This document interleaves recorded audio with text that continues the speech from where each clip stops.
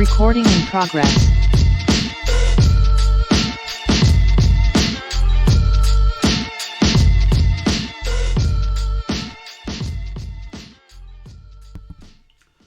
What up? What's good, family?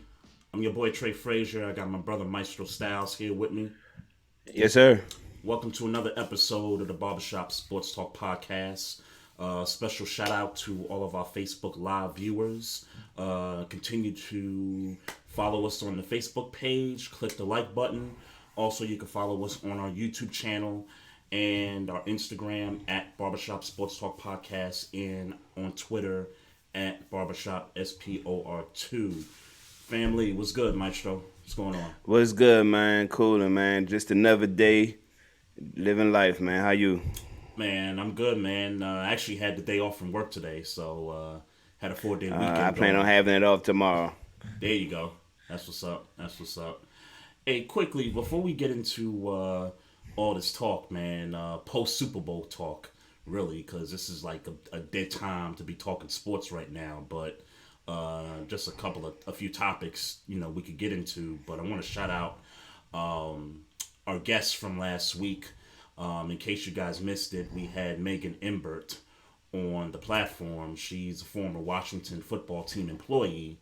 And I guess I got to get used to saying Washington Commanders, I guess. I got to get used to that. But make sure y'all check out that episode, which was one of last week's episodes, bonus episodes. So make sure y'all check that out. She was really good. Talking about her experience with the football team, the movement that they got going on to release the reports and all that good stuff. So make sure y'all check that out. And then also want to give a special shout out to Miss Mocha Bello, who's one of our fan favorites here on the podcast. Was the winner of the Super Bowl giveaway that we had a couple weeks ago with the t-shirt, the hat, and the keychain. So congrats to her, and appreciate her sporting the gear for us. So I guess we could, since this is your team, man, I guess we could get into Brian Flores, not assistant head coach, but he's a linebackers He's coach. a linebacker coach. He is a liaison, if you will. That's not the official title, but senior assistant is the official title. Mm-hmm. slash LB coach, and but that's the senior assistant is the official title. Right. So Yeah, man. Congratulations to Coach Flores, man. Hey, look, he should be a head coach. Let me just get that out the way. He should be a head coach, and with all the openings that were around when he was fired, he should have been picked up as fast as he was fired. Mm-hmm. Obviously, all the stuff he got going on with the NFL, that probably makes it a little problematic. But I appreciate Tomlin for looking out, and honestly, it's a win-win on both sides. It's not like Tomlin is doing Flores so much of a favor. Flores is a good coach, so how lucky are we to have that kind of a mind in the locker room when we got issues like Devin Bush at linebacker. So for me, and I agree with you that Brian Flores should be a head coach somewhere else. And while this pending, it's not a pending lawsuit, I would say he's suing the NFL. For me, the question is going to be what happens now, because now that somebody's picked him up, albeit at a position coach situation, he's still working for a team in the NFL. He still has this lawsuit against the league. I just wonder, what does that do for the lawsuit? What does that do for the league? And are more black coaches comfortable now with coming forward to show support for Brian Flores now that he is still employed under an NFL team? So that's really the questions I have. I don't know if you have answers to any of those questions. I mean, if you do, I'd like to hear them. When you say other coaches feel, why would coaches feel more comfortable now that he's hired as opposed to when he didn't have a job in the NFL? I think that's the reason there is that he's employed now. He's not, albeit he's not blackballed entirely by the league, but No, he's still blackballed. He's still blackballed. Well, he's blackballed from a head coaching position. That's why I said he's not entirely blackballed from the league. He's blackballed from being a head coach in the league, but not the NFL as a whole. But I think to answer your question real quickly, I think because he's hired now in a position within the NFL and has that opportunity now where, let's say he's there for 3 years with this position and he sort of builds his stock back up, and then that 3 years goes by and all of a sudden somebody's interested to hire him as a head coach again. I think that gives coaches in the league, current black coaches, and really it's Lovie Smith, it's Mike Tomlin, so it's not that many, but I think it gives those coaches that are in the league right now a bit more confidence to stand by him now that he's employed by the league. That's just my opinion. Okay. To answer your question, I don't think this does anything for the plight of black coaches anywhere. I mean, here's the thing. He was hired by the creator of the Rooney Rule, and I don't think that the organization, that's responsible for that, and I don't think that they hired him to. I don't think that they hired him to look good in that fight. But it damn sure don't hurt that you hire him in the midst of everybody talking about the Rooney Rule is a joke and all those things. That it certainly helps. As far as the case, I don't know that this negatively or positively affects anything. At the end of the day, his complaint is head coaching jobs. And I mean, it's not even a discussion of assistant positions, to my understanding. So the conversation is he's suing because he, as a head coach, is falling victim to an oppressive system in the NFL, and it's hindering him from getting a job as a head coach. Right. Him being hired by Pittsburgh as a senior assistant doesn't change the dynamic. It's like I said. It looks more of a, hey, they ain't gonna hire you as a head coach, so hey, let's go ahead and bring you in as this because we know what your mind is. I don't like the idea, and I know you don't mean nothing by it, but I don't like the idea of him having to go build up his career because his cachet isn't any good after having 2 winning seasons. The issue is that he shouldn't have to build up anything. He's a head coach in this league, and he's better than some of the names that were hired. And let's say, because I watched Raheem Morris on the Pivot podcast today, and I like his sentiment of it's not about shitting on the coaches that were hired, because those coaches, in some respects, and in respects, are talented to do the job as well. But some of those guys earned it. Yeah. Yes, but to say that a coach fresh off of 2 winning seasons that was let go and he didn't get a job, that's an issue. That's an issue that we can't point to. That we on the outside looking in, we can't point to nothing but racism, systematic racism, or flat out racism, whatever it is. Yeah. I can't help but point that to be anything else but that. He shouldn't have to go to Pittsburgh. As much as I welcome him, he shouldn't have to go to Pittsburgh to build up some sort of a cachet to feel like he could be trusted in a head coaching position. That's bullshit to me. Yeah, so, we're on the same page as far as the reason I was bringing up the building up example was just to show that I think, the coaches around the league can support him. But we know that now that's the reality now. Brian Flores. And they should support him anyway, by the way. Sure. Not to cut you off. Sure, they should. the reality now is he's gonna have to build this thing back up, even though you and I disagree with the notion that he has to build his resume back up. I mean, we talked about it. 2 winning seasons back to back for the Miami Dolphins.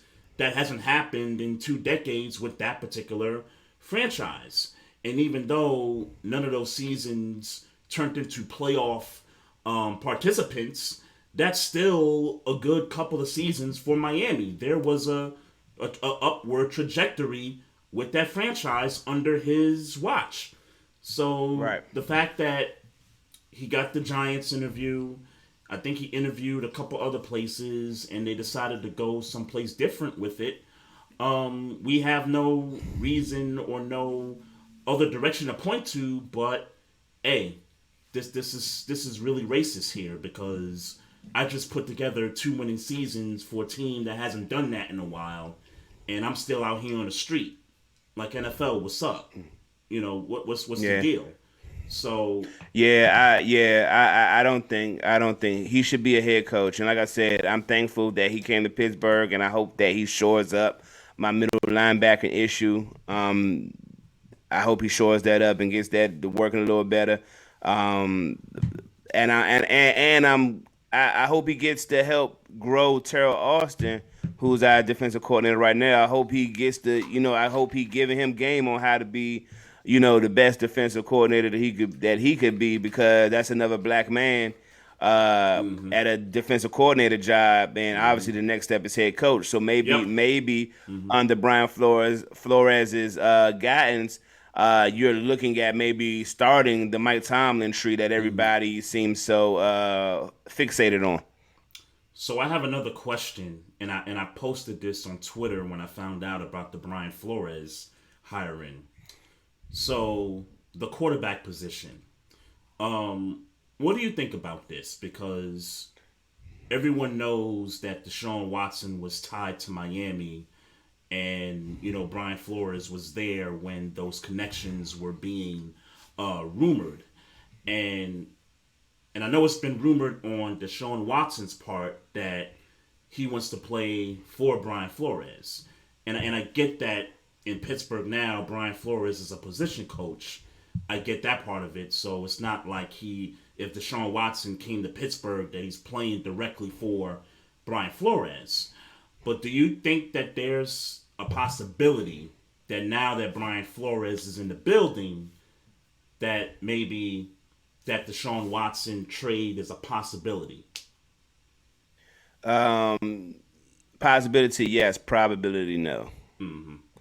I think it's possible. Anything's possible, and like I said, I saw the the rumors being, I saw the immediate theories as soon as it happened. Deshaun might come to Pittsburgh now.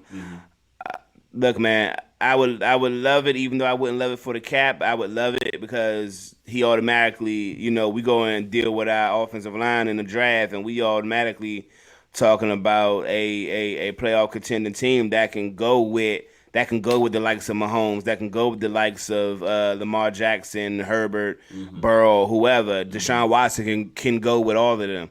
So yeah, right now, I would love that to happen outside of the cap money, but you take that.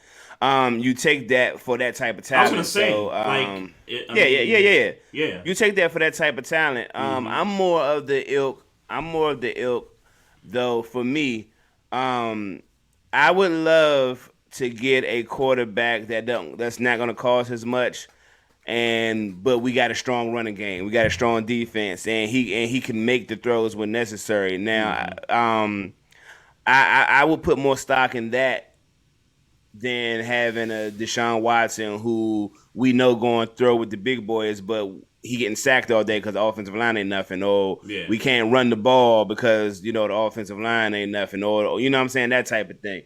That type of thing. So as long as the rumors of us getting Carson Wentz don't come true, man, that had been all over my timeline Monday. Yeah, I saw it. I saw it.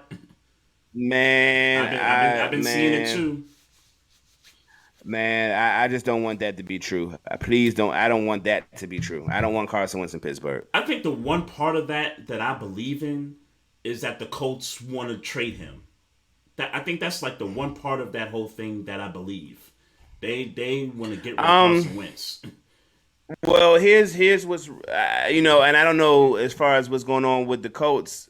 I know that as much as Kevin Colbert coming out talking about they confident with Mason Rudolph if he's the starter, they plan on bringing 4 quarterbacks in the camp. One will be Dwayne Haskins, one will be Mason Rudolph, one will be a free agent, and one will probably be a rookie.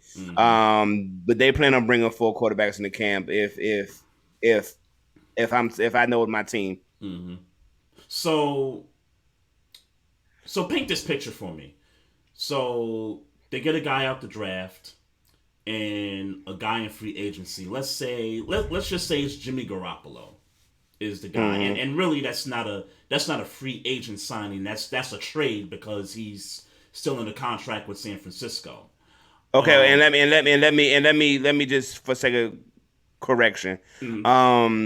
Meaning we'll get a quarterback in the offseason, whether it be trading or free agency. We'll get a quarterback in the offseason. Right. So, but in the case of Jimmy Garoppolo, that's a trade. That would be a trade. That would be a trade. Yep. So in your mind, Jimmy G is competing for the starting position versus Mason Rudolph, Dwayne Haskins, and whoever that rookie is. Yeah. Okay. Yeah. Okay. Yeah. Okay. I was just curious. I was just curious. It's an open competition. Literally anybody who comes in that's not Aaron Rodgers, Deshaun Watson, Russell Wilson, anybody who's not those quarterbacks is in a competition with the rest of the quarterbacks. There's no. I was gonna say nothing about that. Yeah, I agree with that. I just wanted to see where your head was at with that one. And Jameis Winston is another guy I would honestly, if I had confidence that we could get the offensive line together by opening kickoff, I would be really high on Jameis Winston being our quarterback this year. But in your mind, if it's Jameis, he still has to compete, right? In your mind, yeah, he would win. He would win, but he was still but he would. I agree with that. I agree that too. He would win, but they're not just gonna bring him in and say, "Hey, you're like bona fide you're star." the man." I don't think they'll do that. Not with Mason Rudolph. Not because Mason Rudolph is a comparable quarterback. Right. Jameis Winston is a way better quarterback, but Mason Rudolph has been in this system. You know what I'm saying? Like, we need to make sure. I got you. Let me give a special shout out Mocha Bella in the Facebook Live chat. She says thank you for the merch. Appreciate that. No problem. Jarvis Landry. You want Jarvis Landry? Yep. I'll be honest with you because I had to think about it for a while and I was like, I ain't had to think about it for a second. I had to think about it for a second. Well, I thought about it because of who's on my roster right now. He would be better than Sammy Watkins right now because Sammy Watkins was, to me, a disappointment for the Ravens. He'd be better than anybody on your roster right now at wide receiver. He would be, but I'm not replacing him with Hollywood Brown. I'm not replacing him with Mark Andrews. I'm just making the comparison to Sammy Watkins because that's the guy that got money and underperformed for the money he got. So, just sitting here thinking about it, he would be better than Sammy Watkins. I just don't think the Ravens are going to pull the trigger on this one. What if the Marquise Brown rumors are true? Then you go after him. I don't think he's retiring for no gaming stuff, but I think kind of like we talked last week, if he's got some serious bread behind this thing, then more power to him. I just don't think he's doing that. That's just me. That's just me. Hell yeah, I want Jarvis Landry on my team, and I don't care. You know what? Because my problem with my receiving core, all the potential in the world. With everybody that's here right now, even though we probably lose Juju and we'll probably lose James Washington. But I'm just dealing with who's on the field right now. All the potential in the world in that receiving core. I think Chase Claypool is supposed to be our number one, but he don't command that kind of respect. He drops balls. He struggles with combat catches. He hasn't quite figured it out yet. I mean, he a little soft. There's no way to slice it. On the field, he a little soft. Deontay Johnson, he just need to make that turn. You know what I'm saying? So a Jarvis Landry in that receiving room would do numbers right now. I would love to have Jarvis Landry right now. I would say, kind of like you said, he's better than our receiving core. I would say probably the same for Pittsburgh. I think he ain't better than Deontay Johnson though. Jarvis Landry? Yeah, he's not better than Deontay Johnson right now. Really? Right now, hear me when I say it, and I mean it. He ain't better than Deontay Johnson right now. I disagree with that 100%. Okay. Okay. I mean, you're allowed to. Yeah. You're allowed to. I stand by that. I stand on that. And for me, it's just one thing. And I'm not saying that Deontay Johnson is not any good. I think he's a good receiver. I just think the one thing that separates Jarvis Landry from him is that he has a better catch radius than Deontay Johnson. And Deontay Johnson, for wherever the problems are with catching the football in certain spots, he just hasn't been consistent with that. Jarvis Landry, when it comes to just catching the football, Jarvis Landry can do that better than Deontay Johnson can, from what I've seen. Okay, yes, I'm about to say, because he only dropped 2 all year last year, so and that didn't happen till week 17. So yeah, and I'm not counting just this year. I'm counting. Yeah, okay. If you're talking about the yeah. I'm counting a couple of years ago. Well, yeah. Well, Deontay Johnson, better route runner. More. If you're talking about somebody that'll break the game open, I'll take Deontay Johnson every day in the paint over Jarvis Landry right now. I'm talking about obviously this is 30-year-old Jarvis Landry. Sure. You know what I'm saying. Jarvis Landry definitely got more dog in him than Jarvis Landry is a fucking dog. But right now at wide receiver, every day in the paint, I'll take Deontay Johnson over Jarvis Landry right now.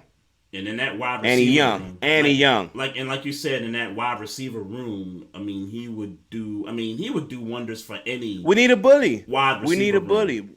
Yeah. Right. And right. But we need a bully. We need a bully. Yeah. You can say Jarvis Landry was, if not one of the faces, the face of the Browns' resurgence in terms of, being relevant, good in the playoffs, that kind of a thing. Because when he came over, he was one of the dudes that kind of shook up that, not only that wide receiver room, but sort of shook up that front office and that coaching staff and said, hey, yo, I came here to win. I'm not over here, just because it's money here, it's money there. He came over there to win. And I think he was one of those faces that helped the Browns, be what they were last year, for certain. So, I don't know what's going on with him and the Browns. I know he, missed some games this past season, and I just saw his tweet earlier today where he said he gave everything, to the organization. I don't know, man. Odell is his boy, and he just watched his mans win a Super Bowl. So, yeah. I don't know if he's thinking the same thing. Like, yo, I need to go get a Super Bowl. It's really nothing else for me at this point. I need to find a team that legit can go to the Super Bowl. Yeah. Jarvis Landry in Buffalo is a problem immediately. Wow, I don't know why you just immediately. I was just thinking, wow, this dude could probably go to the Bills, and that would be problems. That's a problem immediately for everybody. Yeah, that's a problem immediately. Yeah, immediately. Yeah, so we'll see how that shakes out over in Cleveland. But I want him to come to Pittsburgh. That's what I want. Yep. All right. Well, is he under contract? I don't know. I'm just the wishful thinking. I don't know the Sure, contract sure. situation. Okay, I was Yeah, just asking because I don't know what his situation is. I don't know if yeah. he's I a would free love for agent or Jarvis not. Landry to come to Pittsburgh. I would love that. Yeah, yeah. Um, what do you make of this Aaron Rodgers this long Instagram post that he made about him being thankful for his teammates and the idea that he's possibly going to announce that he's not going to be back with the Packers. Like I've been seeing that all through my timeline all afternoon.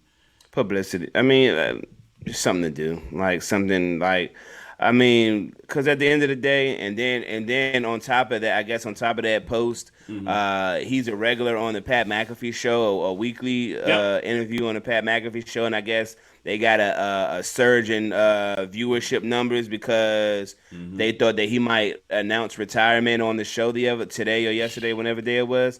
Look, man. Pat McAfee winning right I, now. Man, definitely, definitely. I mean, and for all intents and purposes, it's a good show. So, Yeah, yeah, yeah, um, yeah. It's a good yeah, show, but and he's man, winning. yeah, I don't. To be honest, I don't care. I wait and see. Let's just wait and see. Like, Mm-hmm. it's almost like he's seen how Brett Favre exited Green Bay Mm-hmm. and was like, all right, let me see if I can cause more, to cause drama like Brett Favre did on his way out of Green Bay. Yeah. Like, all right, if you're gonna retire, just retire. I don't need the drawn out, what I'm saying, retire and then give me the drawn out Instagram post. Mm-hmm. Yeah. But Yeah. hey man, it's your world. Do what you want to do. You making millions of tens of millions of dollars. And, who the hell am I? Yeah. Yeah. I mean, I don't care either, but it's just like, I just I don't make just nothing. Yeah, I don't make spill the nothing of beans. it. Like, Like are you just retiring? What are we waiting for? yeah, like just announce it. Like what's going on with you? I mean, everybody wants to know what you're doing. So and you're doing this for stunting right now. So I don't put much stock into it. What I do know is that the front office is supposed to have a press conference tomorrow. So not that For what? I don't know. Maybe they're gonna announce That's that what I'm he's saying. retiring or something. I Like don't all know. this, all yeah, I don't like all know. this, all this, I don't yeah, all know. these. But you're not gonna. Yeah, I don't. Nobody's gonna say, "Hey, he's gonna announce his retirement tomorrow."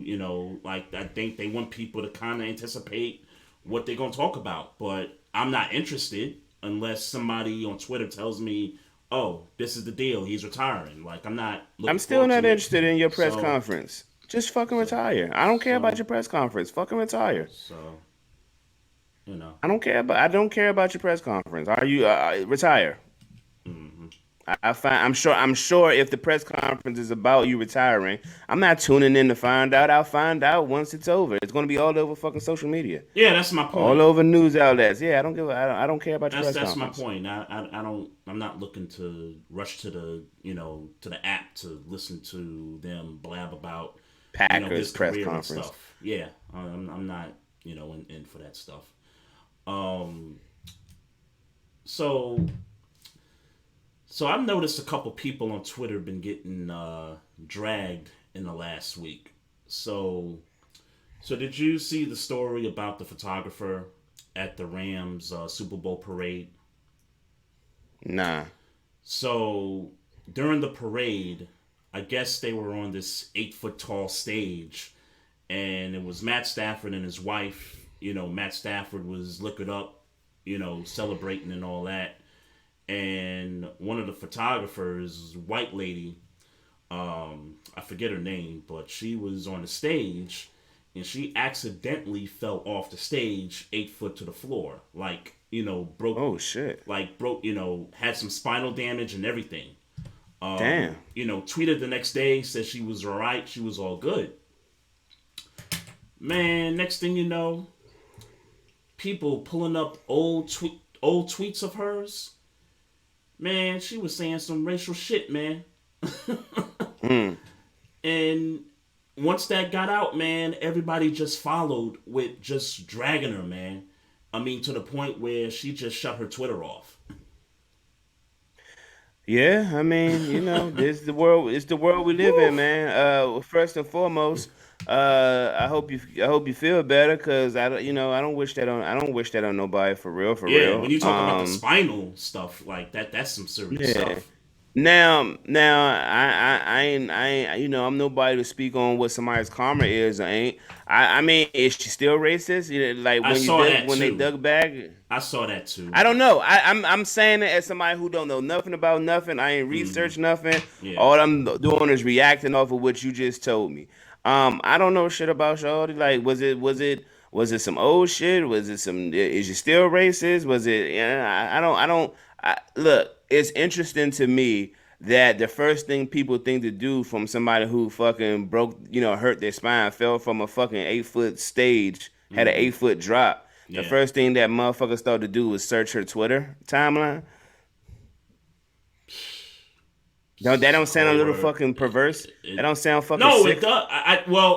I think anytime you're looking up old tweets of anybody is a bit like you got too much time on your hands. But to your point, this person seriously injured herself and really could have died. I mean, let's just call it Yeah. like I see, like you And see it. She could motherfucker have died. and motherfuckers thought, let me see which this bitch was talking about in 2015. Like, that Yeah, sounds crazy to me. yeah. Kelly Smiley is the photographer's name. Matt Stafford and his wife offered to pay for her medical expenses after that Okay. fall. So Must be nice. big up to the Get Staffords. well soon, Big up. and get well soon.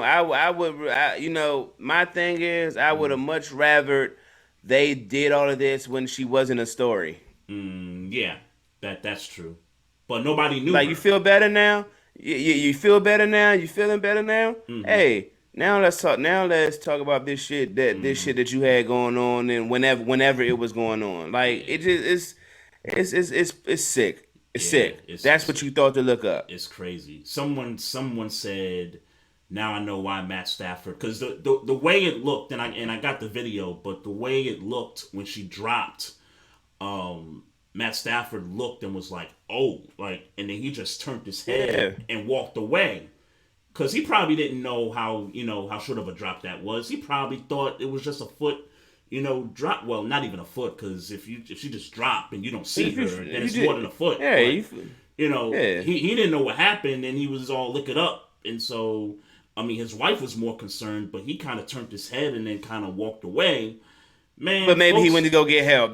But maybe he went to go get help. Like, maybe, like, maybe, yeah. maybe, I'm not doing maybe. that. I'm not doing that. I'm not doing Maybe. that. And I'm not asking you to. I'm just telling you Yeah. what I saw off that video. And they cut out of it right after, he walked away. But to my point, folks were saying, "Oh, I see why Matt Stafford, turned his back." And I'm like, "Come on, y'all. Come on." Yeah. Like, come on. Come on, let's stop doing this. Yeah. She That's could have yeah. died. Yeah. She could have died. Okay, like That's why I don't really be fucking with people like that. Like that's come on, man. Those are all the inferences you drew. Like, yeah, right, I ain't. right. It's crazy, man. So and by the way, the second person that they dragged on Twitter this week is a person named Annie Agar, and I don't know her from whatever, but apparently she works for the NFL. She posts a lot of content on Twitter and on her social media, like like funny stuff about the NFL and things like that. And I just came across a post where she was apologizing for stuff that she said in the past, and I'm like, whoa, like what, what caused that? And I don't know if she was just trying to get ahead of something or what, but people again, they going back to revisionist tweets and just saying, hey, don't be fooled by this person because she said some stuff when she was, a teenager or whatever. It's like y'all got that much time on y'all hands, like Yeah. seriously, like y'all go find I something else to do, man. yeah. Cut this, Yeah. cut this out, I don't man. care. Cut, I cut don't this, care. cut this shit out.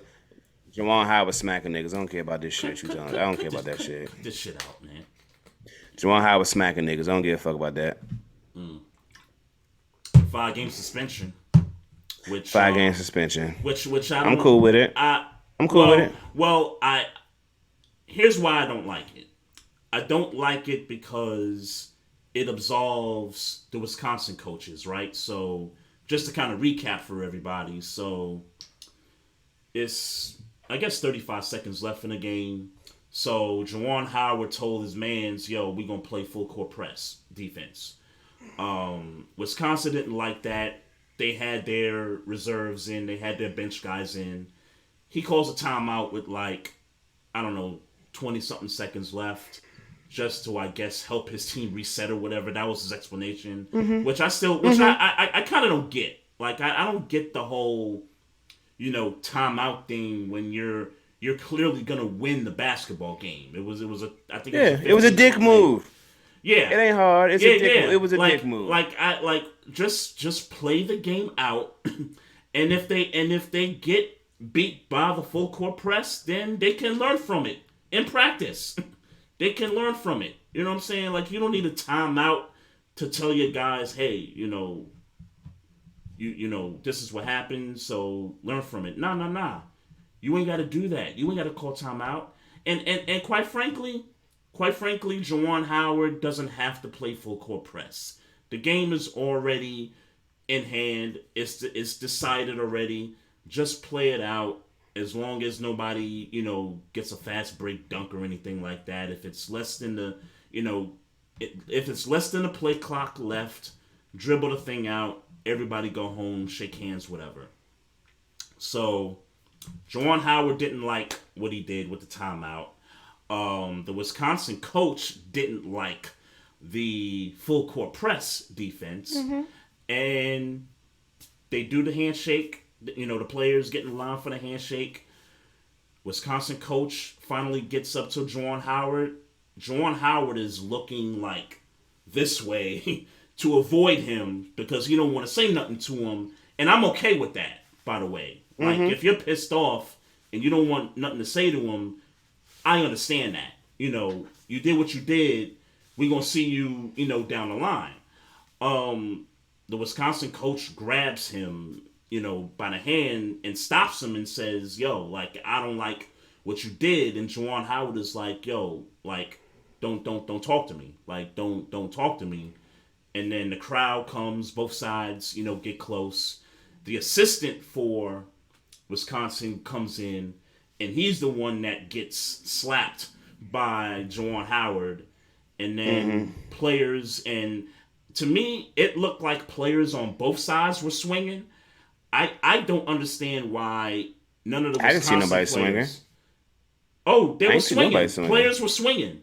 Like, after the slap, about a few seconds into the video, there were players swinging at other players in the scruff.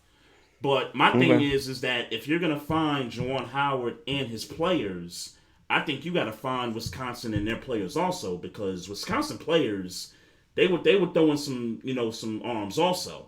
So that's why I don't like that Juwan Howard was like the scapegoat in all this. I get that he's the bigger name and the bigger face of the two, and of course it's going to garner more attention because of him. But I don't like the fact that Wisconsin just walked away with a $10,000 fine. I don't like that. Greg Garn is the coach's name, correct? Yep. Correct. Yep. He should have been suspended for at least 2 games.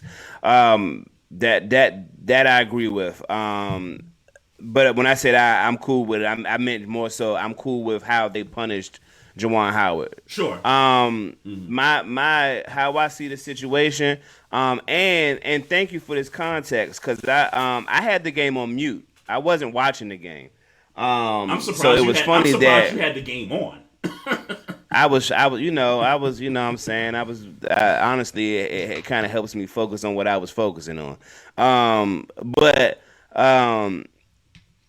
in short, you're basically saying that Juwan Howard ran a full court press and Garn pulled the timeout to have the advantage on the full court press. So what it sounds like And just what it sounds like, I don't have the full And by context the on way, that. and Again, again, I'm sorry not to cut you.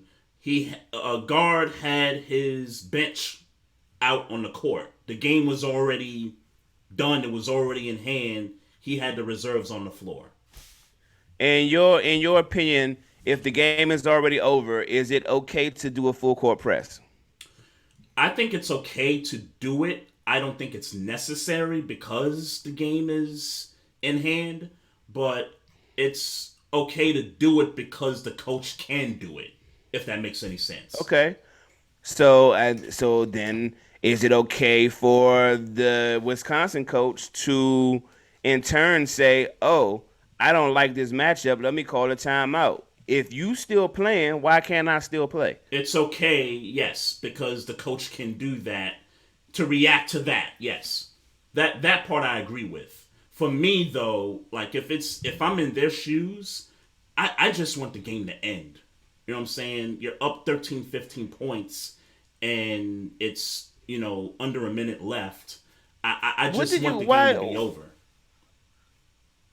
Aside from everybody just having their choice to do whatever they want to do because it's a free world, Yep. why do you think philosophically Juwan Howard would run a full court press in a game that's already over? I You know what it's meant. I'm not. It's rhetorical because okay. I don't want to drive the guy. Because I kind of have an answer. I kind of have a slight answer for it, and it's really easy. Okay, well go ahead. It's really easy. Okay. Because they can. It's just like I said. Yeah, your listening skills are trash. Your listening skills are trash. What? Philosophically, I said outside of the fact that they can just do it because it's a free world. Why do you feel like philosophically Juwan Howard would run a full court press when the game is well out of reach? Outside of the fact that he can just do it. Oh, okay. Okay, I got nothing. Okay. I got nothing in. All right, so this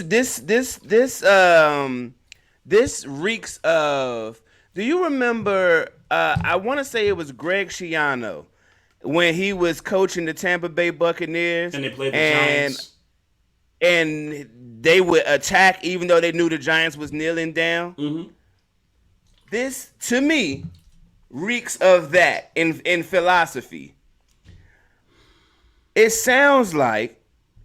And I don't know. I'm not in the mind of Juwan Howard. This is just me being a thinker, I guess, right or wrong or indifferent. Mm-hmm. If what you're saying is true, and I ain't got no reason to think that you didn't, cover the bases right or tell the story right.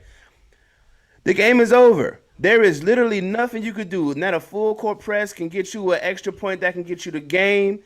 Or nothing, but yet you chose to run a full court press. So in a game situation, mm-hmm. as if the game was still in reach. Mm-hmm. So let me ask you another question. Did Juwan Howard have his reserves in? That I don't remember. But now that I'm kind of thinking about it though, kind of like what I said for Wisconsin, right? So guard calls a timeout, and he says, "Okay, I just want to get my guys out of that defense. I was basically trying to instill a teaching moment in that, even though I disagree with the moment in which he's teaching them that. Mm-hmm. Juwan Howard could be sort of doing the same thing now, especially if he had reserves in. If he had reserves in." He might be trying to say, "Hey, this is what we did in practice. We, go ahead and implement this. I know we lost the game, but, I don't care who he had in. Now, it would, in my opinion, it would be worse if he had starters in running a full court press on reserves. That would be worse, of course. But even if he had reserves in, that's still like I'm pressing y'all. Mm-hmm. We still, in short, I'm not waving the white flag if I'm running a full court press. Sure. So why is God wrong? We still playing? Mm-hmm. I put my reserves in because I thought we was done playing. Right. And I'm not saying God is wrong. I'm not saying God is wrong for what he did. I'm just saying me as a college basketball fan, I don't see the point in what either coach did. The full court press, the timeout. Okay, I don't. That's see what I'm getting to. I don't see the point in any of that. I just want the game to get done. I'm down 15 points. So let me keep. I got no chance. So let me keep cooking. What up? So he do that. He called a timeout. Yep.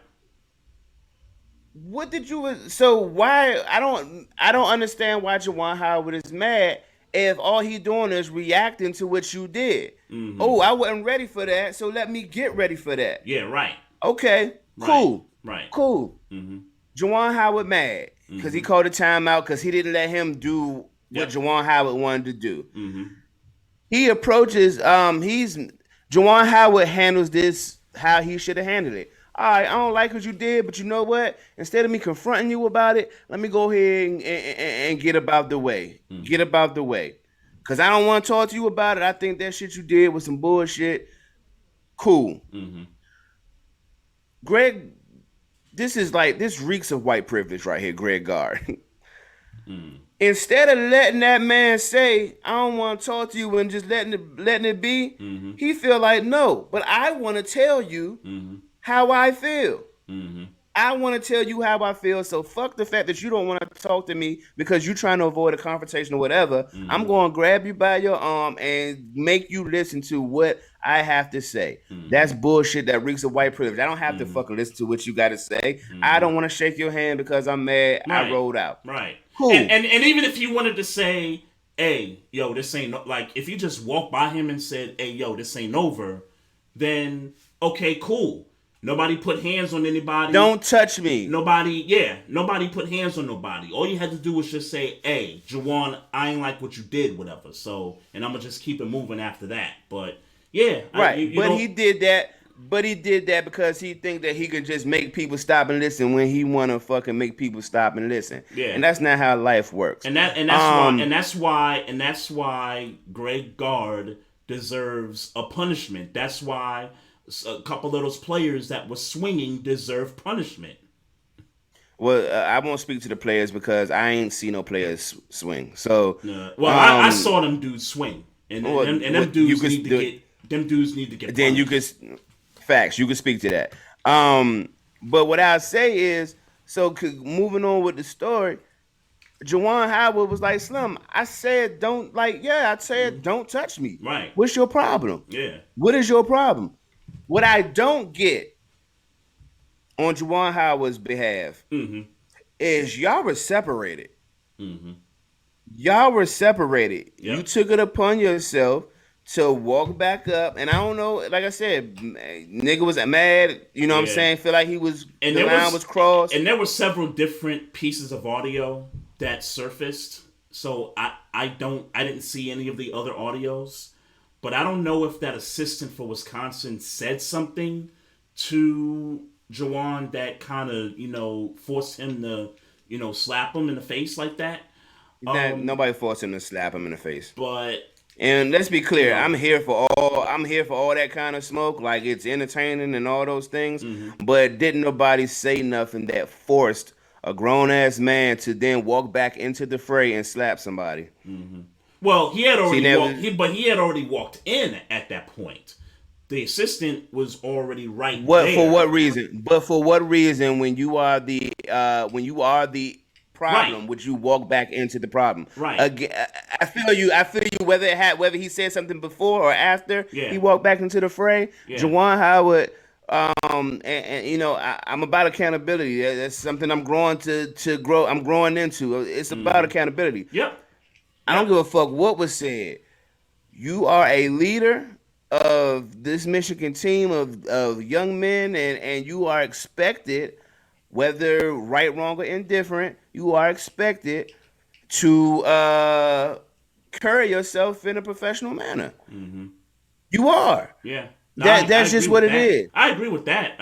There's no disagreement That's just what it is. The same could be said for the Wisconsin coach. The My Wisconsin coach, yeah, why are you touching anybody? Why are you yeah, touching anybody? If I'm walking past you, you are now inciting conflict by grabbing me when I'm trying to walk away from your bullshit. yeah, So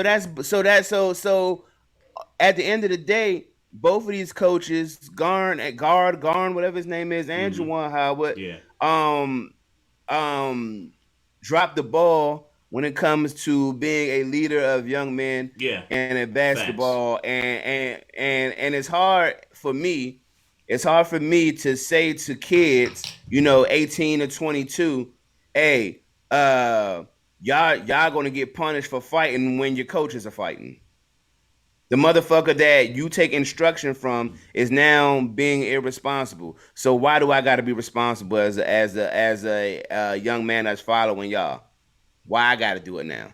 Yeah, yeah.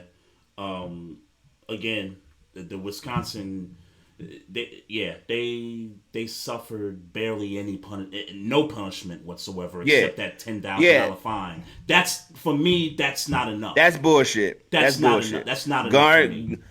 If anything, Guard should have got 5 games, just like, and I know I said 2 or 3 earlier, but replaying the story in my head to my comprehension, he should got 5 games just like Juwan Howard did. Because the truth of the matter is that Juwan Howard was about to go about his business, and I'm not absolving Juwan Howard for his actions after he was being restrained, Yep. because that's the call it what it was. He was being restrained.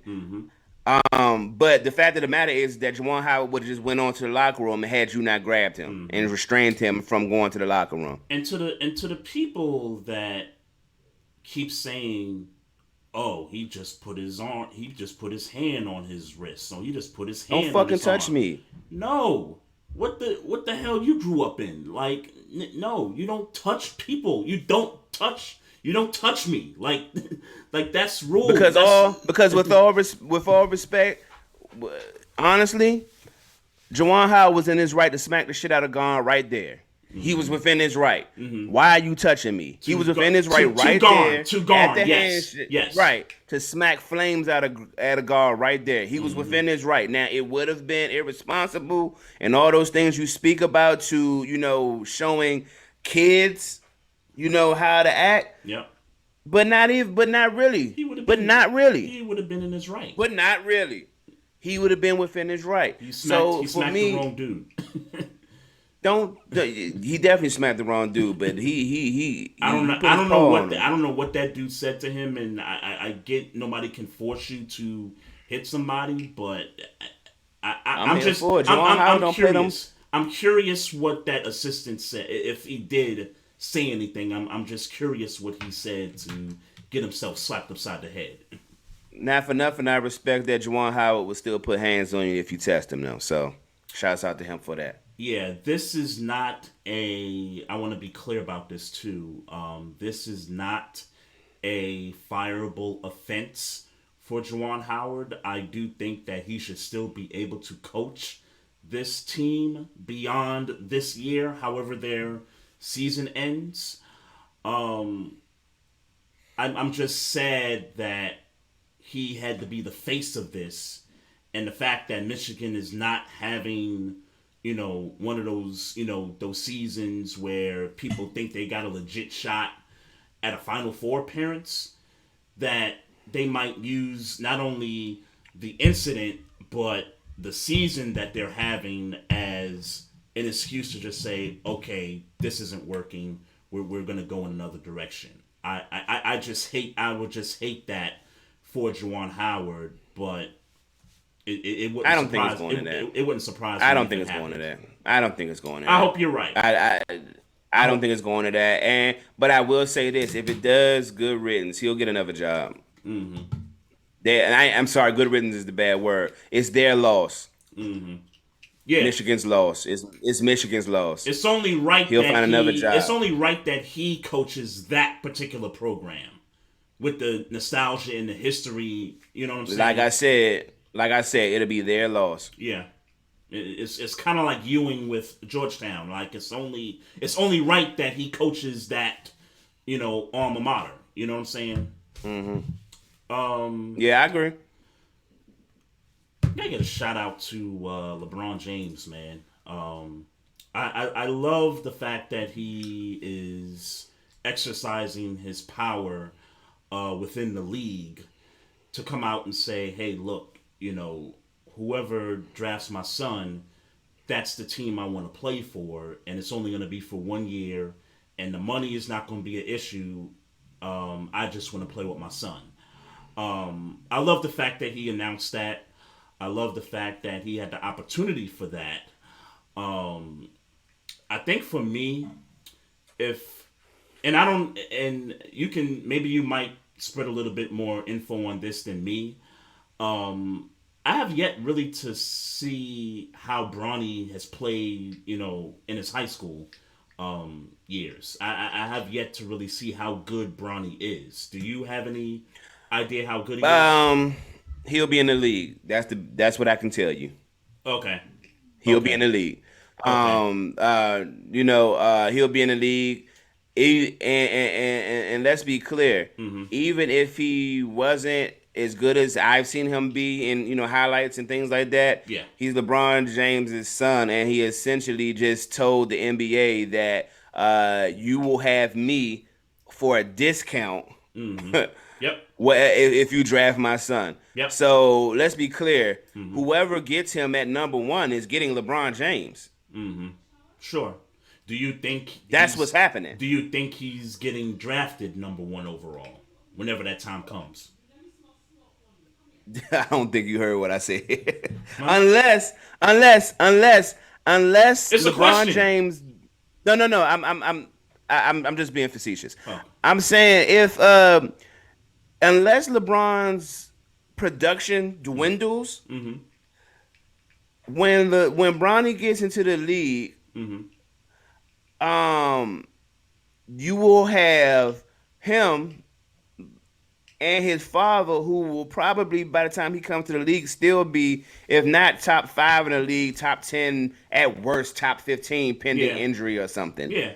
He will still be one of the best players in the league. Yep. So you telling me you're going to get Bronny, who's going to be, for all intents and purposes, look like he's going to be the man, and then you're going to get his father on a 1-year basis. Let's say it's, I don't know. Let me just throw a team out. Throw a team in the fucking hat. Like if it's the Sacramento Kings, if it's the Sacramento Kings, and they have that the means number 1 pick, they're gonna have LeBron James on the Sacramento Kings, dog.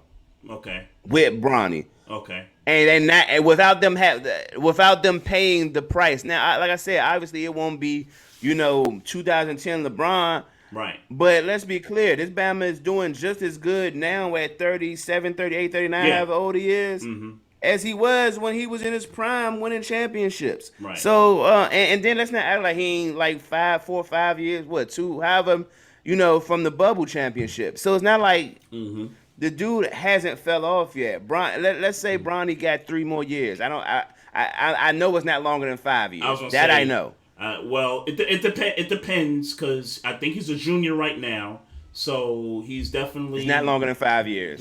It's not longer than 5 years, but I'm just saying. Right. He can get drafted right out of high school, which is let me take that back. I think the system is set up now where he can't get drafted right out of high school. He would have to play in college for 1 year at least, and then come back out. So you're talking. He don't even gotta do that. He can go play out. He can go play overseas for 1 year. That's true. Right. He could do that also. But I guess the point I'm trying to make is that at the very least, we're talking a couple of drafts from now where he could be drafted. That's really what we're talking about here. So 2 more years. LeBron is 39 years old, and in my opinion, he's still top 5 in my opinion, and I don't see that dropping off anytime soon unless something happens between now and then. So the way I'm looking at it is, and we could use the Kings as an example. If they have the number 1 pick and, let's say Bronny is let's say he is top 5, top 3 worthy to be drafted. they're gonna take Bronny with the number 1 pick. If Bronny, let's say he's not, like, let's say he's, worthy of being picked later in the first round. Are they still gonna pick Bronny number 1? I don't think so. You say what now? I'm saying if Bronny's rated to be a top 5 draft pick, somebody like the Kings will pick him at number 1. If he's not rated top 5, let's say he's rated, to be picked the bottom of the first round of the draft. I don't think they're picking Bronny number 1 because I don't think they, because they know they get LeBron for 1 year, but after 1 year, that's it. You know what 1 year of LeBron James does to your franchise financially, community wise. Yeah, but I hear you. I hear you. I was gonna get to that part of it. I'm just because I don't think every franchise is looking at this the same. I think these franchises look at it differently in certain ways. I think like somebody like the Kings is looking at it as, Bronny needs to be good enough, top 5 worthy enough for us to say, hey, we're gonna pick him number 1. I don't think somebody like let's say it's Golden State. Let's say it's Golden State. Golden State, whether they say, oh, he's worthy of being picked at the bottom of the round, they're gonna pick him number 1 because they still got Steph, they still got Clay, they still got Trey, and you're getting LeBron at a discount. It makes sense for Golden State to do that. It doesn't make sense for? It doesn't make sense for, huh? So you're saying that doesn't make sense for Sacramento? Yeah, I don't think it makes sense for Sacramento. Oh yeah, you bugging. I'm just going to tell it straight up. Really? You're bugging. You're bugging. So you think a team's so when this time comes, you think a team's priority number 1 is we got to get a 40-year-old LeBron James on your franchise. We got to get a 40-year-old LeBron James. That is ridiculous. Yeah. He's still the top. He's still he's still a top 5 player. He's still a top 5 player in the league. You're bringing. He's still outside of him being the top 5 player, just a player. Right. He's number 1 marketing the wise. Financial part of it. We don't disagree with the marketing part of this. How does that not make sense though? We don't disagree because I think some franchises need that more than others. I think every franchise needs a LeBron James type of marketability in their franchise. Every single one of them. I don't think so. I disagree with that. You think the Lakers need that? I don't think the Lakers need that. That's why he's in LA. The Kings need that. That's why he's in LA. Okay. That's why he's in LA. Okay, but it makes sense for the Lakers to do it because he's there. You're talking about it. No. You just said the Lakers don't need that type of a marketability, but you're talking about a team that has LeBron James. They wouldn't draft Bronny high because of that. Is my point. I don't think they're. I'm saying yes, they would. I'm saying they're not going to put the marketing reasons as the top reason to pick Bronny number 1. That's my point. I'm saying that it may not be number 1, but it certainly is going to be a big part of it. There is not. You heard it first. I don't care who your lottery pick is or who gets the first pick. That person, if they know for a fact that they are going to acquire LeBron James, they are drafting Bronny James. That is happening. For 1 year. And I don't give a damn who gets it. I don't get for 1 year. So you're telling me if you're telling me 2010 LeBron, you're telling me 2010 LeBron, hell yeah. 2010 LeBron is doing the same things that 2022 Bron is doing. Like, come on now. He's doing the same exact. But his game is the same. But it's not about what he's doing. It's about how long you're gonna have him for. So why are we talking about 2010? Because if he's 2010 LeBron, he might be he might still be good enough to be a title contender with that particular team. Like if the Kings got Bronny and LeBron played with him, and he's 2010 LeBron, they might be a title contender. So you're saying that 2022 LeBron goes to any team in the NBA? Forget Bronny for a second. And really, we're talking 2024 LeBron. Let's be reasonable about this. Under the assumption, because we both acknowledge that his game is not going to dip, and we're not going to outside of off. an injury. Yep. So let's not play the year again. We agree that his game is not going to drop off by 2024. Sure. If his game is not going to drop off, you're telling me that every single team in the NBA would not be at bare minimum be a playoff contender if with 42-year-old LeBron James on their team at least. No, I'm not saying that. Okay, so every single lottery pick,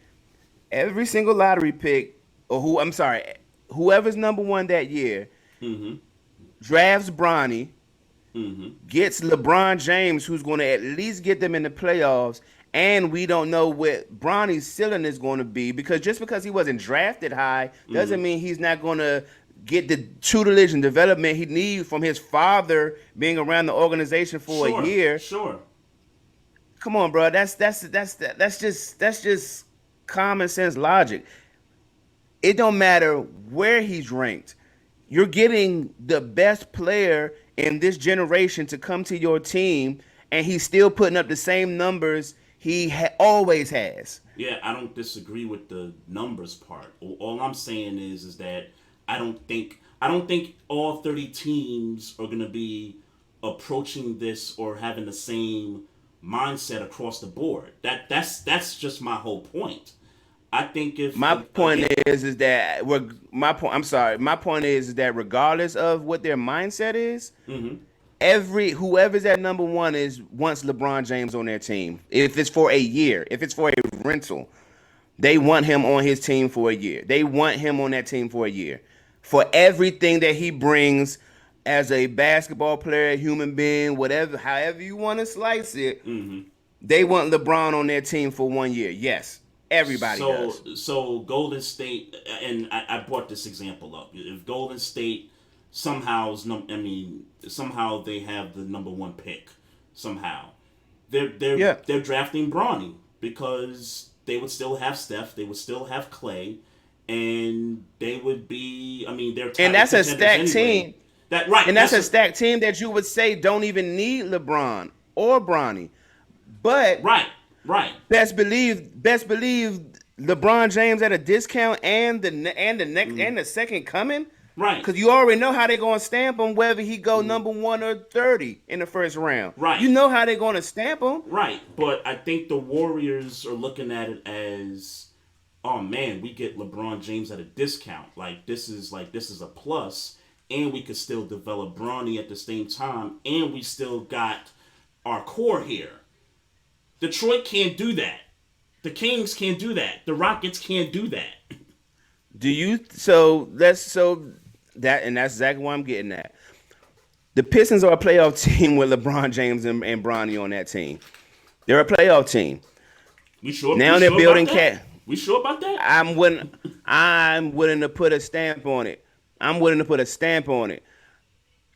LeBron James, Bronny, K. Cunningham, and then whatever. And then here's the other part, Trey. Yep. You know Bronny and LeBron is coming. You think free agents ain't gonna want to come? That's true. That's the LeBron James effect. That's true. Bronny's going number one. No matter who has the one. Well, they're gonna be a bad team. It's gonna be a bad team to get the number one. It's gonna be a bad team. Let Houston get the number one pick in as Stephen A. like to say, a tax-free state. It makes sense for them. It makes sense for them. It makes sense for Detroit. But they're both bad teams.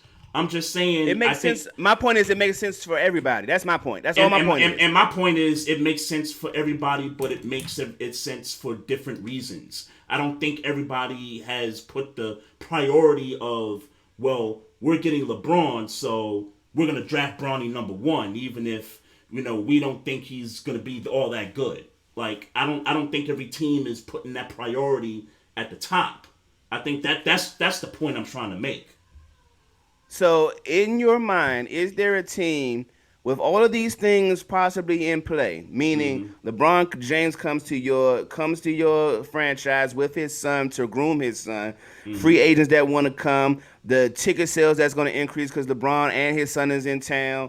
The financial he's going to do financially. And in again, the city. the financial we don't see different on the financial stuff. I get that. Okay, you cut my question off though. My question is that with all of these factors involved, you still believe that there is a team that would not draft Bronny James number 1? Yeah, that's my question. Yeah, I believe that. Okay, we disagree then. I won't stretch it. There's nothing else to stretch. But it's got to be whoever the team is, whoever that team is number 1. It could be a team that had a down year because of injuries and just so happened to have the number 1 pick with guys that are coming back from injury. They're still drafting them. Sure, that's possible, but again, it's different. I'm just saying that every team situation is different. I'm saying that there is no team situation so different that they pass up on that opportunity for 1 year. There is no team so that different. Better get a title. That's what I'm saying. There's no team that different. They better get a title off of it. No, they don't have to get a title off of it. They don't have to get a title off of it. They do not have to get a title off of that team. Yeah, the hell they do. Why do they gotta get a title? Yeah, they do. LeBron James. Why do they gotta get a title? Why do they gotta get a title? We just talked about it. You got LeBron for 1 year, and you said he makes the team automatically playoff contenders. So right, so that makes them a playoff contender. So they don't have to win the. If the Houston Rockets make the playoffs, that's a win for the Houston Rockets. And people want to come to their games now. And they're emotionally invested after watching the whole father son thing happen for a year. Right. They gotta hope that Bronny develops into the player that they hoped he would be at the position that they drafted him at. They are, but look, yeah, you would hope that, but no, he doesn't. No, he doesn't have to. So no, he doesn't. So let me ask. One more question, and I'll put this to bed. So you think that all 30 teams with this situation coming up, where Bronny gets drafted, LeBron comes to that particular team, you think that all 30 teams are not looking at this long term, that they're looking at this short term only. Like that's the top priority, is we're looking at the short term. The idea that you're looking at LeBron James being a short-term resolution is why I'm saying you're wrong. It's not just because he's only playing basketball for 1 year. The financial impact that's going to be had on the stadium, the fan base, that's not just a 1 year thing. Their production. Like, they might make the playoffs that 1 year and not make it the second year with Bronny by himself. But they might not make it for 3, 4, 5 years in a row. But the impact that was made, fans got hope now. Now you got players that might want to come play with him now. Sure. Now you bring in a good player. Let's say a Chris Middleton. I'm just throwing a good player that's not the star yet. Yeah. You throw a Chris Middleton in there, and he played for the Rockets. Bronny and LeBron go. They do whatever the first year, make the playoffs. However they perform in the playoffs. Second year, Chris Middleton still going crazy with Bronny. You telling me now people don't want to come play with Chris Middleton and Bronny in Houston? I don't know. It all depends on how Bronny develops. Chris Middleton. It all depends. All I'm saying is obviously it can go bad. Obviously it can go bad. But you do not pass up on that type of an opportunity for the and I think somebody's going to. So you don't think Bronny's going number one? Is what I'm asking. I don't think he's going number one. That doesn't that doesn't mean he can't still go top 5. That doesn't mean that he can't go top 10. Yeah, I think you're bugging. I don't. I think you're bugging. I think somebody's passing on him. I think you're bugging. And again, it just depends on what that particular team's situation is. Like I said, it could be a team who just had a lost season because of injuries, and knowing they're going to get those players back and have that opportunity. It could be a team that's just flat out bad, right? It could be that also. So we don't know who number one is going to be, and then it's the lottery at that point. And you know how I feel about the lottery being fixed and and all that stuff. I always say that there's always a story behind who gets the number one. So it's just so many factors to it. All right, man. We disagree. That's I'll leave it there. Yep. What you think about this? I saw you tweet about this NBA 75 players thing. I saw you tweet about Tony Parker earlier. What's that about? Oh, I mean, I just seen it trending that a lot of people felt like Tony Parker should be there. I don't agree or disagree. I just want to know who comes out. And that's not me. That's me not having the whole 75 list. I don't remember the exact list. Yeah. Yeah. I know that Tony Parker don't go in over Tracy McGrady. I know that. You know what I'm saying? That I agree with. You know what I'm saying? So for me, I just saw it trending and I'm like, well, why Tony Parker? Like when you saw the list of people, and I don't know if I saved the list of people who didn't get in, but when you think about the people who didn't get in, like I said, Tracy McGrady, if I'm not mistaken, Klay Thompson. I mean, Klay Thompson, and I guess you gotta admit that based on the team Tony Parker played on, I can't even really say what I'm about to say. Tony Parker has more championships, but I don't think that Tony Parker is a better player than Klay Thompson. You know what I'm saying? The list of people who didn't get it, who didn't get in, I just can't see the notable people. I can't see that. Yeah. I can't see it. I think, and me and my cousin was talking about this last night. Vince Carter should be in the top 75 players in league. Right. History. So you telling me that Tony Parker should get in over Vince Carter? You know what I'm saying? I don't. Yeah. Yeah. No. I just want to know. I just want to know who they're saying should come out for Tony Parker, or who didn't make it in that Tony Parker is over. Right. That he should get in over the likes of Vince Carter, Tracy McGrady. Right. Or even in my opinion, Klay Thompson, even though Tony Parker has had more titles. Right.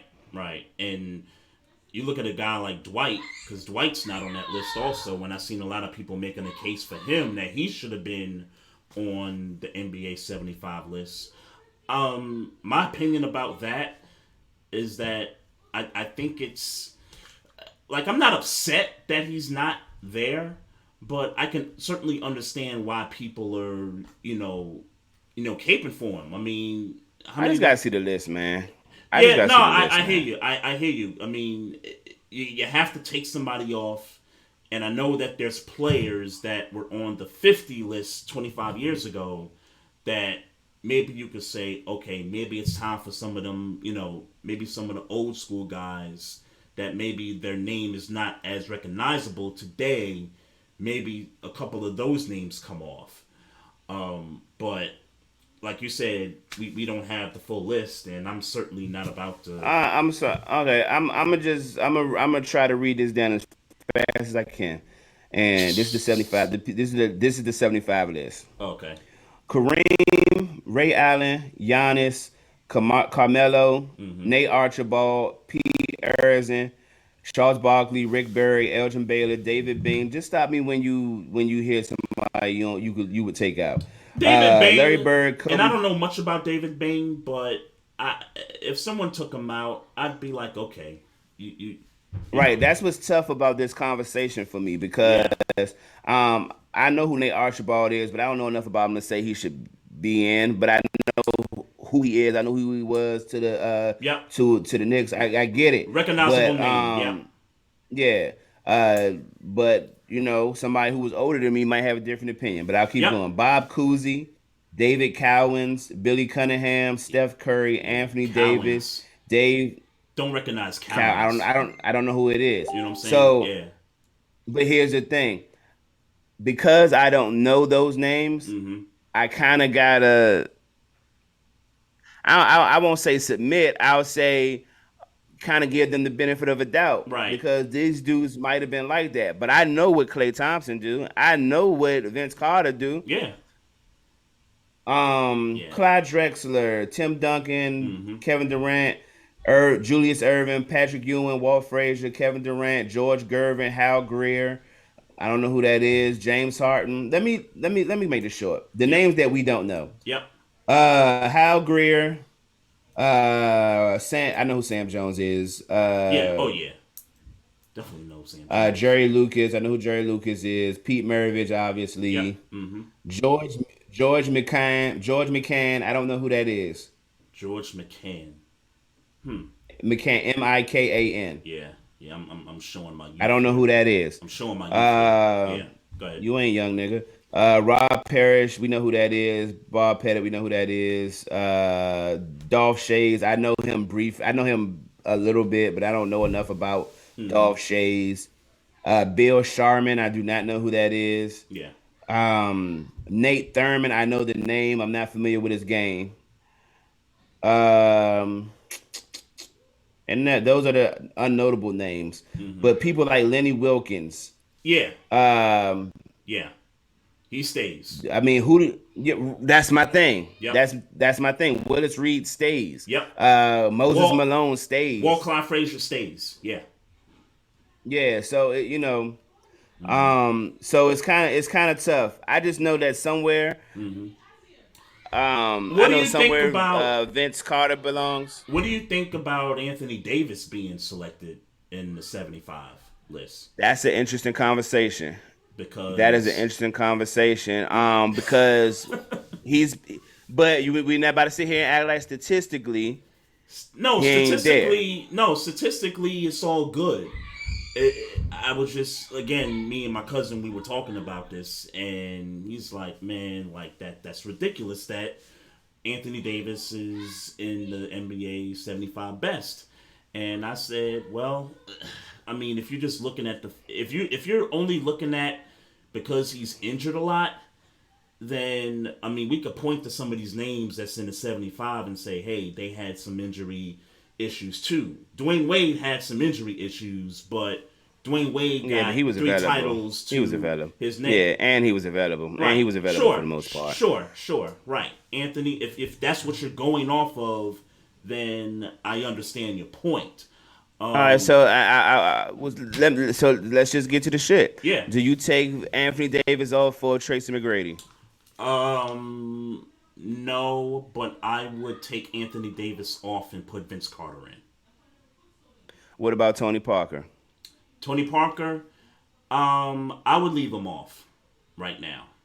I would leave him off right now because you know they're gonna do this in another 25 years.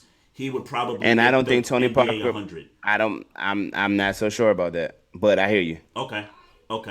What are your feelings about Dwight not being on the list? What you okay with it? Right? I don't care. I'm okay with it. Yeah. Okay. Yeah, I'm okay with it too. But I understand. I think for me, I understand who I understand the hype. I understand that he's a double-double. I even acknowledge that he is a Hall of Famer in my personal opinion. Yep. I don't know if he's one of those first, 3-time defensive player of the year.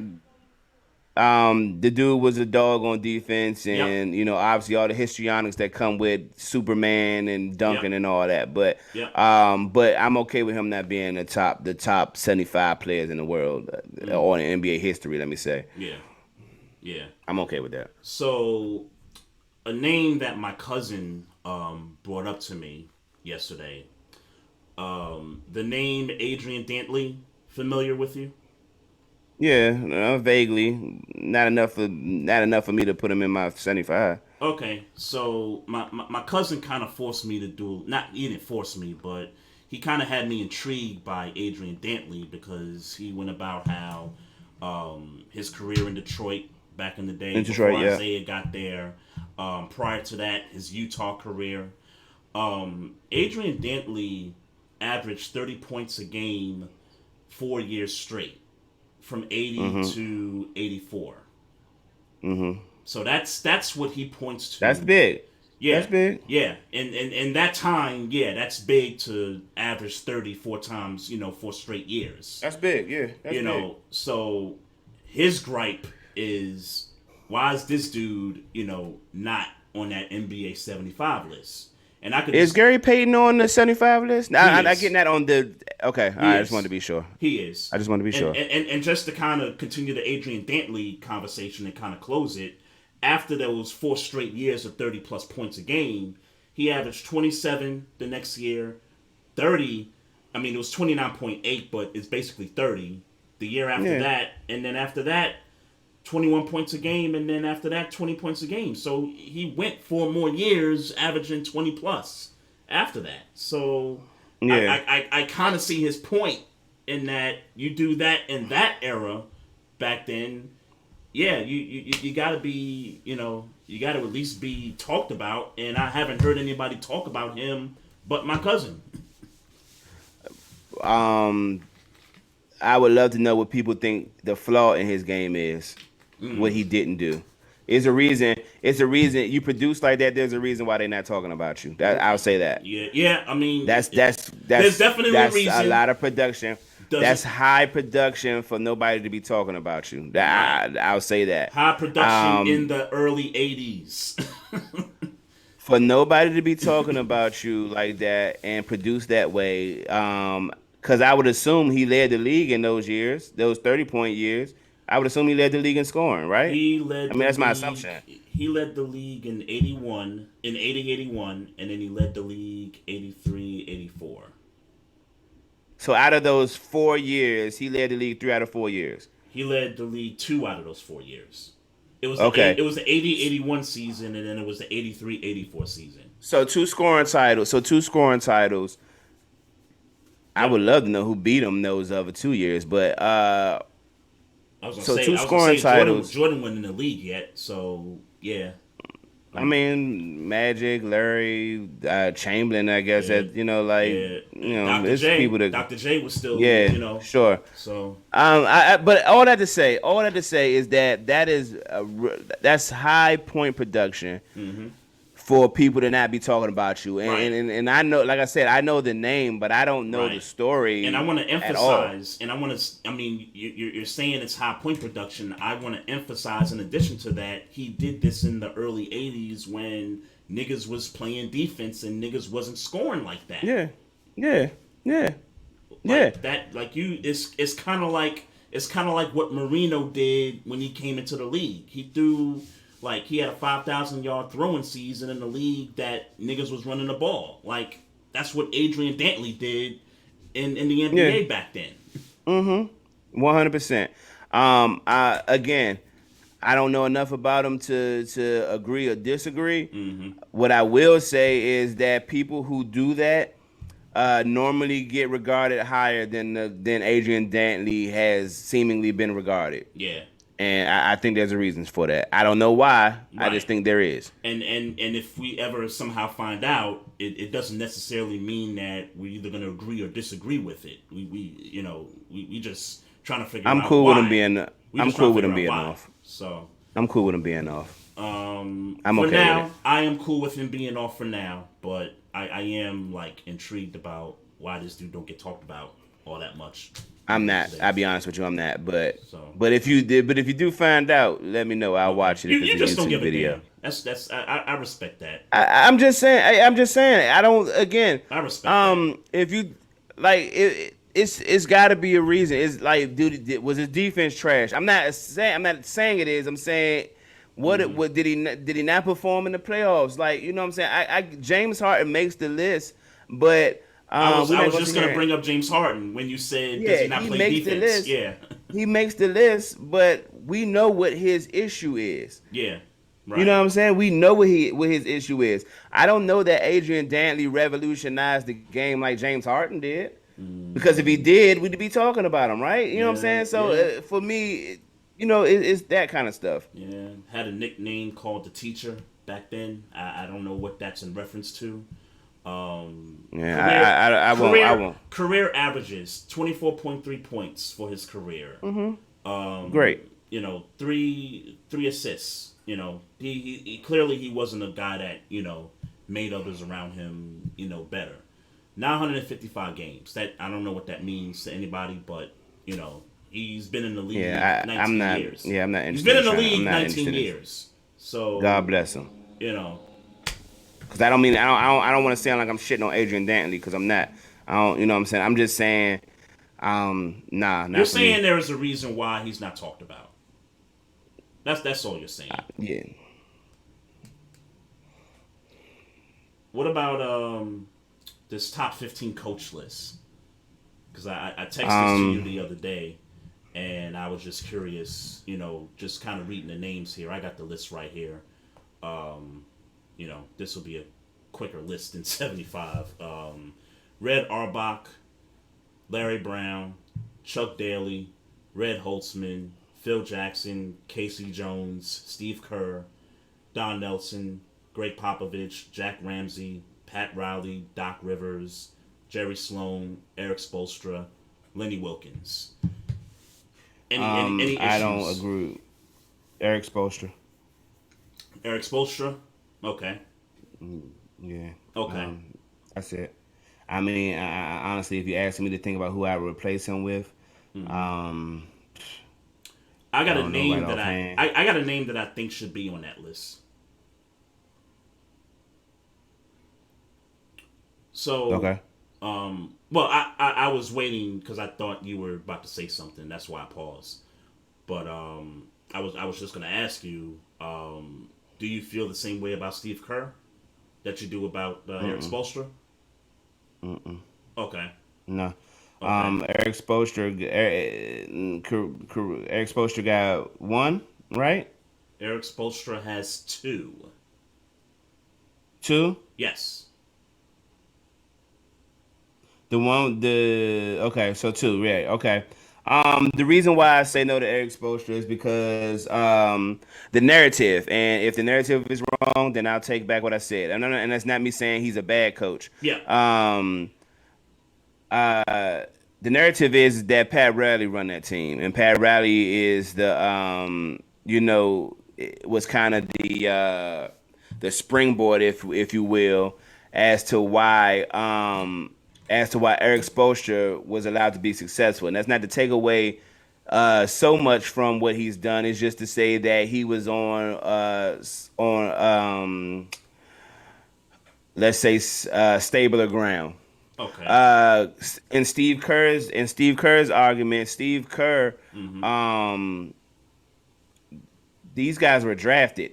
These guys were drafted and coached up. I guess the other argument would be, I'm about to say it. The other argument would be is that Mark Jackson, he came and inherited Mark Jackson's team.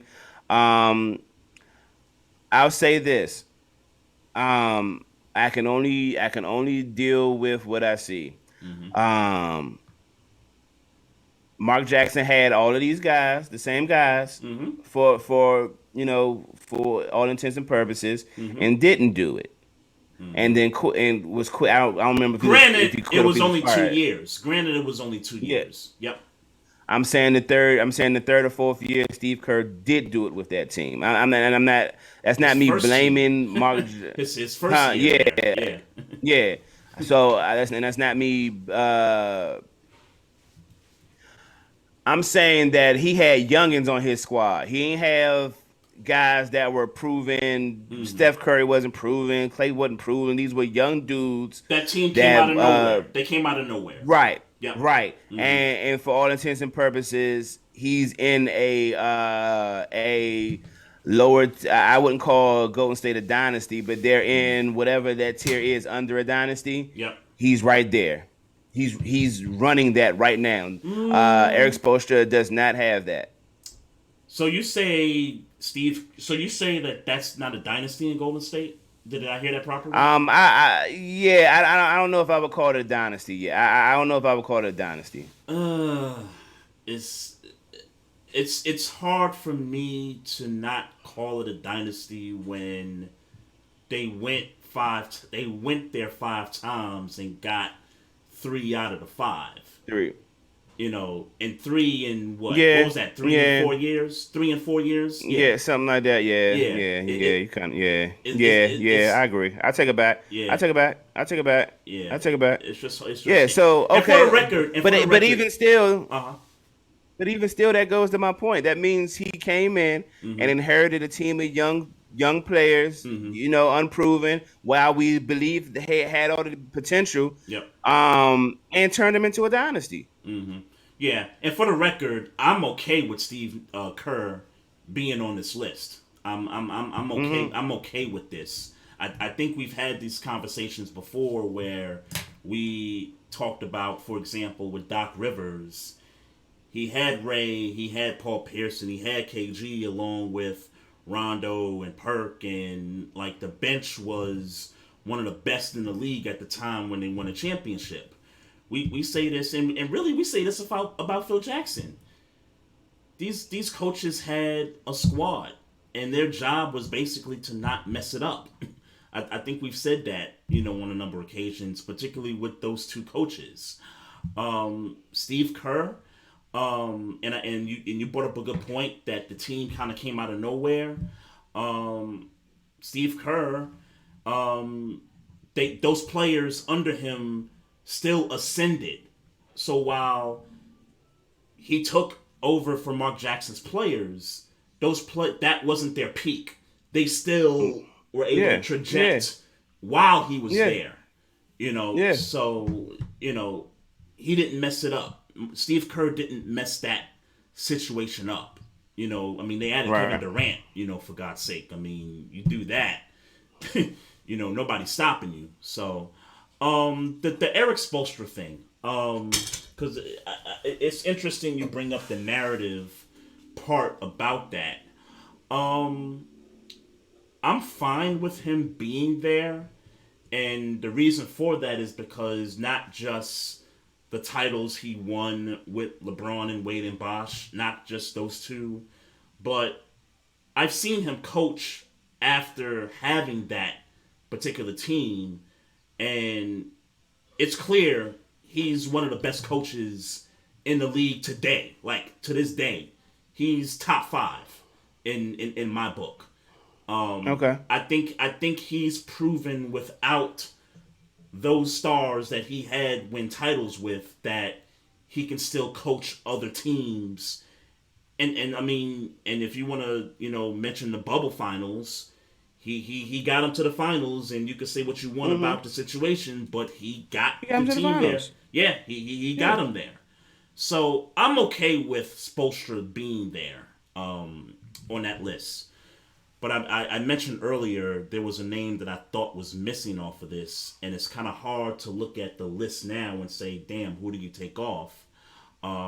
If it is anybody, it probably would be Spoelstra to take off. But what about Rudy T, Tom Janovich? I think he was trash in LA. My personal opinion. Good point.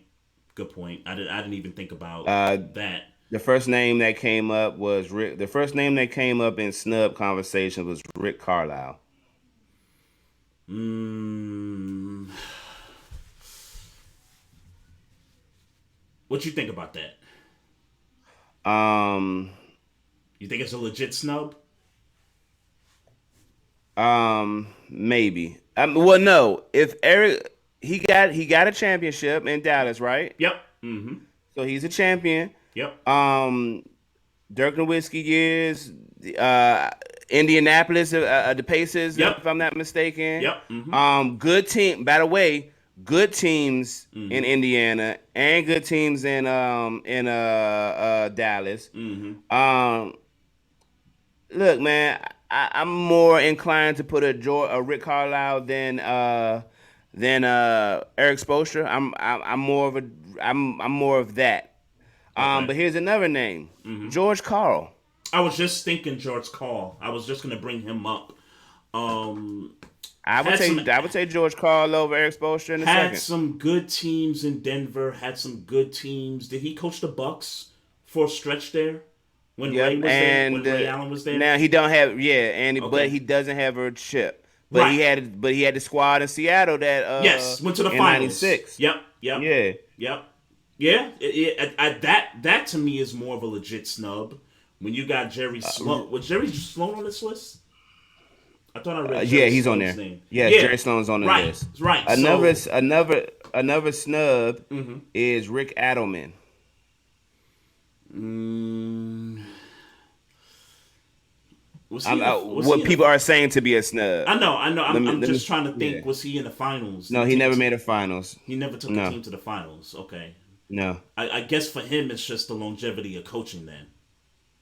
That Sacramento team was that team. I mean, Sure. people feel like if the Lakers weren't in the way, that the Sacramento Kings would have some Tim rings. Donaghy was in the way. Yeah, for me, I won't argue none of these. I won't argue Red Holzman. You can't really argue Red Holzman. Nah. You can't argue Jack Ramsey. You can't argue Casey Jones. Arbach, you can't argue that. Damn sure can't argue him. Like there's no. It's just Spoelstra for me, bro. Okay. And I get and I do. And by the way, I do agree with you that he is one of the better coaches in the league right now. Mm-hmm. But I don't think he pales in comparison to the likes of Rick Carlisle and George Karl. I think he gotta take a backseat to them too. I think he gotta take a backseat to them too. Mm-hmm. Okay.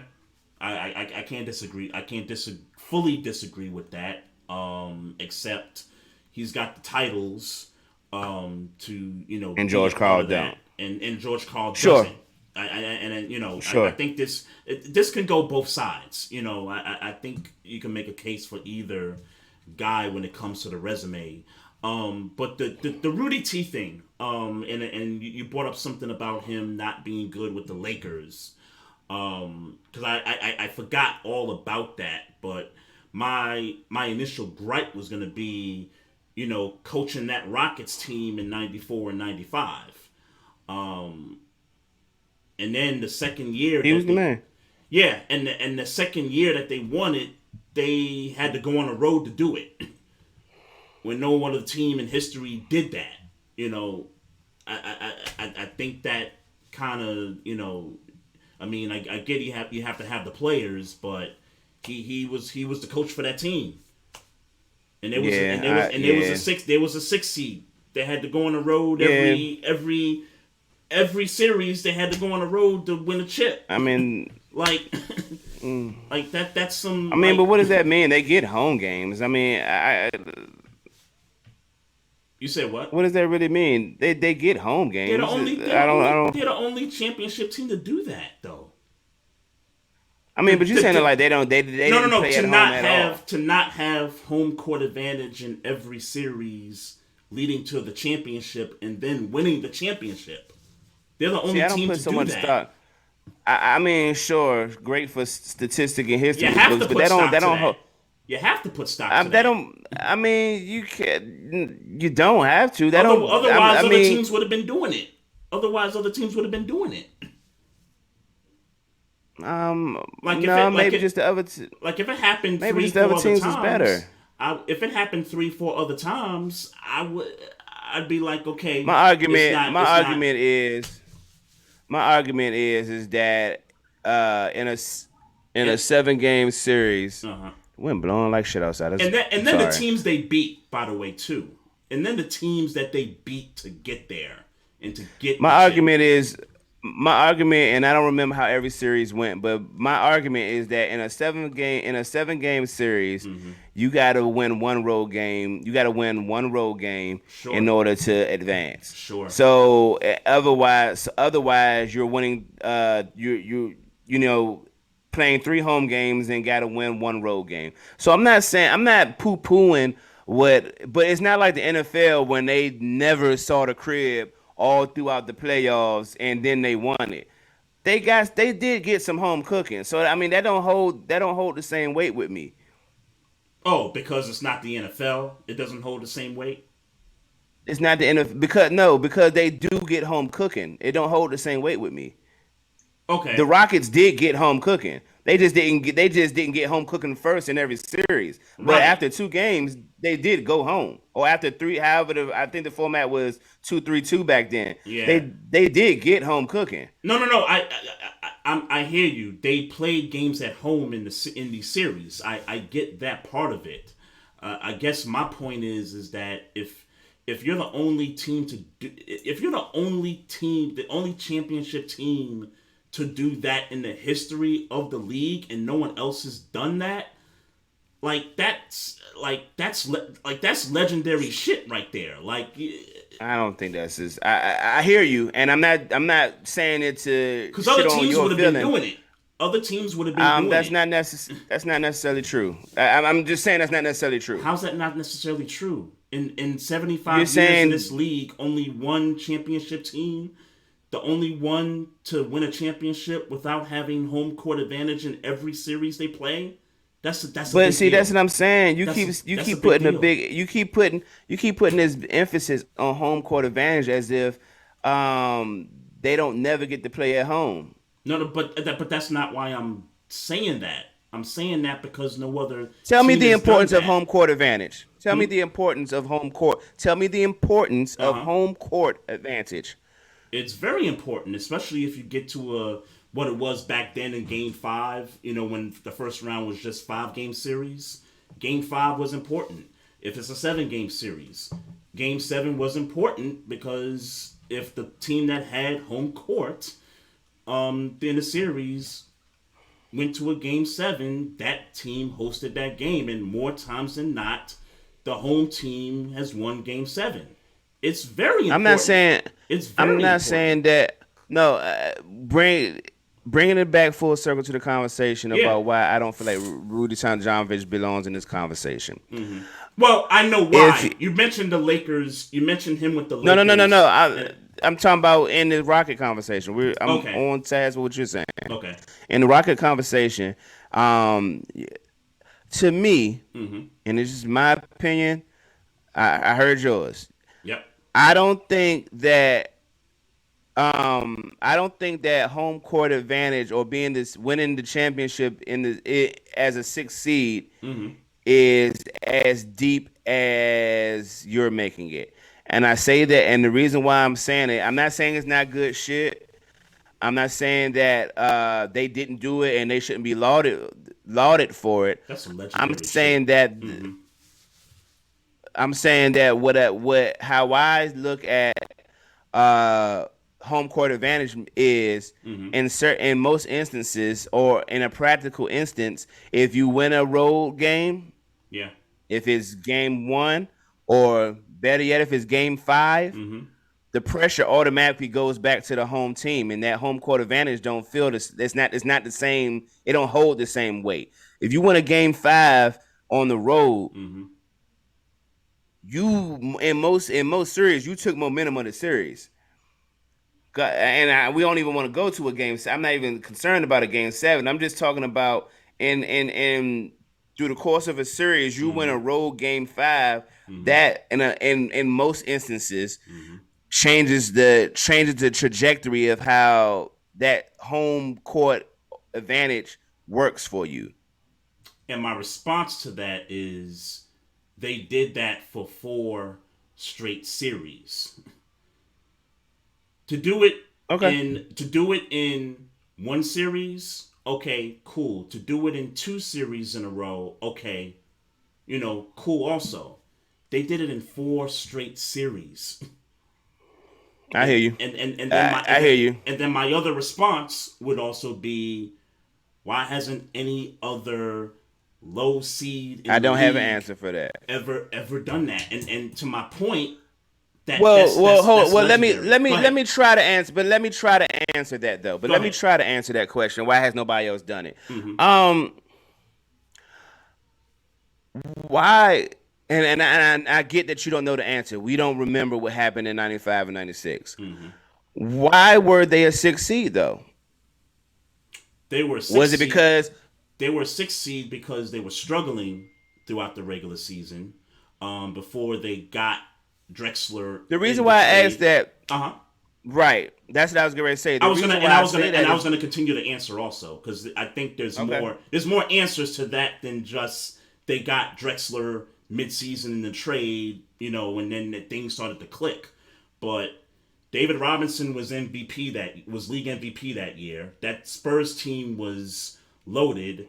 You had Barkley's Sons, who was like one of the favorites out west, and then you had Stockton and Malone on that Jazz team that was a threat. Like those were 3 legitimate title contenders out there that year, and that's who they had to go through to. Wasn't Barkley on that 90? Wasn't Barkley on that 95 Suns team, or was it the 97 team? It was the 97 team he was on. You mean the Rockets team? You're talking about Rockets. I'm sorry. Yeah, I'm sorry. Yeah, he was on that. He was on that Rockets team, and then they beat Penny and Shaq, and that was a championship contender that season as well. So basically, it was Phoenix, Spurs, Utah, and Orlando, 4 legitimate title contenders. So you feel like, well, okay, you're saying you don't feel like Rudy T should be on the list, but you're saying that was going to be your argument before the Lakers conversation. Yeah, exactly. Yeah. Okay. Yeah. All right. Yep. You got any other things, man? I sure don't. Because I'm not gonna. We pass our time here. I got stuff on the list, but we're past our time. Just want to say special shout out to everybody in the Facebook live chat. Also, shout out to all of our followers, people on YouTube, Facebook, Instagram, Twitter, and all that. We appreciate the support, and we appreciate y'all rocking with us. Just one last time, hit the like button on the Facebook page. Hit the subscribe button on the YouTube channel. Follow us on Twitter at Barbershop SPOR2. Also on Instagram at Barbershop Sports Talk Podcast. And if you got questions or comments or you want to be a guest on the show, just hit us up on email at barbershopsportstalk1@gmail.com. So, we'll be back at it next week. You got any last words, bro? Nah. No doubt. Holla at y'all next week, folks. Y'all have a good week. We'll be back. Peace. Love. Recording stopped.